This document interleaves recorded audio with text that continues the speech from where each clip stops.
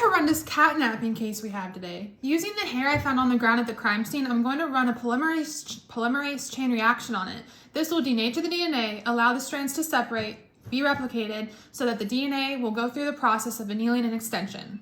The purpose of this test is to make several copies of the DNA from the hair, which then allows us to make a sample of this DNA and amplify it with electrophoresis. We will do PCR in the hair, the witness's hair, and all 4 suspects' hair from the crime scene. What is electrophoresis, you ask?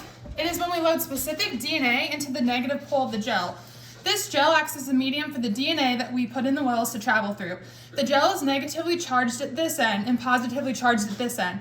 This means that when we load the DNA at the wells at the negative pole, we will amplify it, and then the DNA fragments are going to travel towards the positive pole. The smaller fragments down here travel faster than the larger fragments up here. We're going to focus in on one specific locus of a chromosome on this electrophoresis gel, and then a second locus for the second electrophoresis gel. The VNTR has 3 bands. Okay, witness, let's see how innocent you really are. In order to be excluded from my investigation, you cannot match at every locus and every allele exactly. So gel 1 that was amplified is from one locus, and gel 2 that was amplified is from another locus. So your bands of DNA cannot line up perfectly and match the evidences band. Otherwise, that means that you were at the crime scene. Your bands right here match perfectly to the evidences band. Of course, Norman, I forgot. The victim's band must match perfectly at both loci. So let's take a look at the second loci. Victim, cross your fingers that you don't match at this loci. Okay, let's look.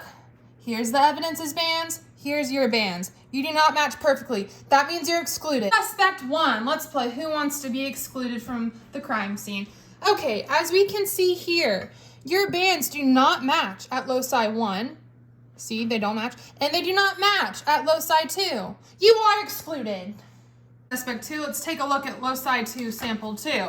Right here, you can see your bands do match the evidences bands, but let's look at loci 1 to see if you match there too. All right, right here you have this.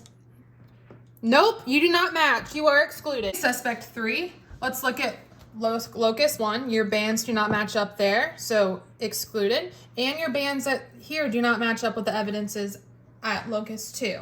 But look, your band here matches with suspect 1's band here, and your band here matches with suspect's 1 band here. I did not realize you were the mother. I know this because you matched with the band of hers at both loci. And parents, we know, share at least 1 band with their children at each loci. You can't hide anything from me. Suspect 4, let's take a look. All your bands at locus 2 match perfectly to the evidences bands, and all your bands at locus 1 match perfectly to the evidences band. You are not excluded.